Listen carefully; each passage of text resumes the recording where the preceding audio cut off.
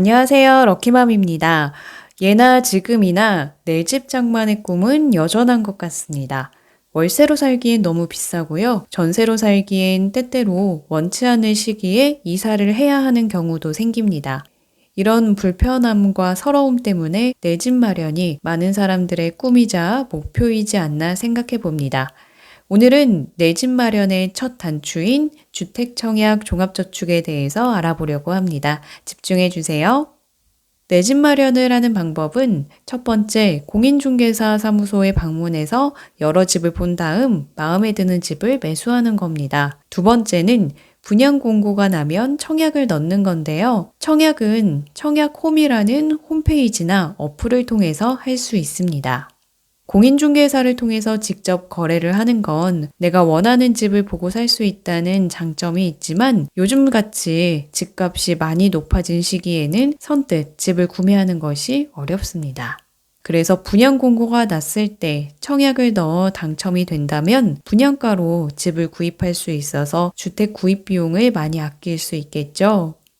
예를 들어 A 동네에 면적 85제곱미터 아파트의 평균 거래가가 9억에 형성되어 있다고 가정해 볼게요. 이때 A 동네에서 신규 분양하는 면적 85제곱미터 아파트의 분양가가 5억에 형성되어 있다면 당첨이 되기만 한다면 4억을 번다고 볼 수 있겠죠. 물론 요즘은 이러한 문제로 분양가가 전과 달리 시세에 맞게 형성되는 추세입니다. 그렇지만 청약을 통해 주택을 구입하는 것은 신규 분양하는 새 아파트에 들어가서 살 수 있는 장점도 있습니다. 청약을 넣으려면 필수적으로 주택청약 종합저축이 있어야 합니다. 일반적으로 청약저축이라고 부르는데요. 이 청약저축은 전 은행을 통틀어서 한 계좌만 가입할 수 있습니다. 주택도시기금 홈페이지에 들어가 보면 청약저축은 적금 형식 또는 일시 예치식으로 납부 가능하며 민영주택 및 국민주택을 공급받기 위해 가입하는 저축 상품이라고 되어 있습니다. 가입 대상은 개인 또는 외국인 거주자이고 가입 기간은 따로 정하지 않는 상품입니다. 적립금액은 매월 2만 원 이상 50만 원 이하의 금액을 자유롭게 납입할 수 있고 잔액이 1,500만 원 미만인 경우에는 잔액 1,500만 원까지 일시 예치도 가능합니다. 잔액이 1,500만 원 이상인 경우 월 50만 원 이내에서 자유롭게 적립할 수 있습니다.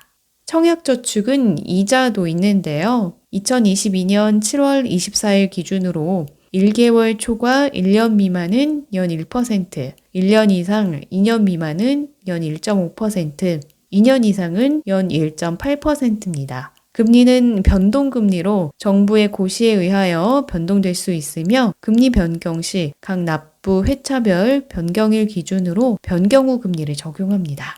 그러니까 시중금리의 변동에 따라서 청약저축도 금리가 변동될 수 있고요. 이렇게 이자도 지급하기에 적금처럼 활용하는 분들도 많습니다. 청약저축은 지역과 면적에 따라 예치해야 하는 금액이 다른데요. 표를 보시면 예치 금액이 최저 200만 원에서 최고 1,500만 원입니다. 예를 들어 서울의 85제곱미터에 해당하는 민영주택에 청약을 넣으려면 입주자 공고일 당일까지 청약통장에 300만 원이 예치되어 있어야 합니다. 주택청약 종합저축은 민영주택과 국민주택 모두 청약할 수 있는데요. 기간은 모두 1순위를 충족했다고 가정했을 때 민영주택은 지역과 면적에 해당하는 예치금을 입주자 공고일 당일까지 횟수에 상관없이 넣기만 하면 됩니다. 그런데 국민주택을 청약할 때는 횟수와 금액 둘 다 보는데요. 그래서 매월 입금되는 것이 중요하고 한 회차에 금액은 최대 10만 원까지 인정합니다.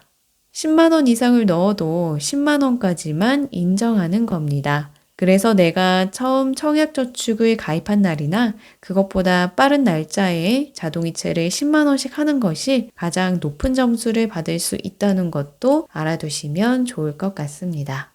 주택청약 종합저축은 예금자 보호법을 적용받지 않는데요.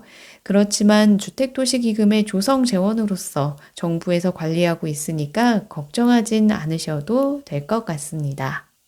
청약저축은 연말정산할 때 소득공제 혜택이 있습니다. 대상자는 총 급여액이 7천만 원 이하 근로자인 무주택 세대주로 소득공제 조건 과세년도에 다음 연도 2월 말까지 가입은행에 무주택 확인서를 제출해야 합니다. 제출 방법은 영업점에 방문하거나 요즘은 인터넷 뱅킹, 스마트 뱅킹으로도 가능합니다.